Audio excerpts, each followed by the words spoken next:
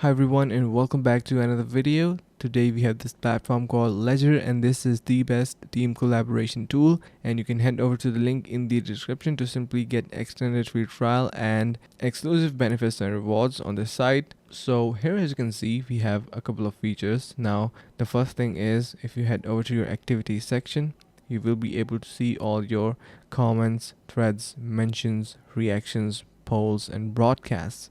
So below that you have your tasks, so you can even add your tasks yourself as well. So you can create a to-do list. Here you can see to do in progress and that type of stuff. You can add that in here.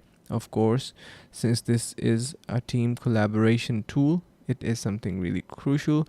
Now documentation is often something that is discussed. You can upload or add your stuff in here.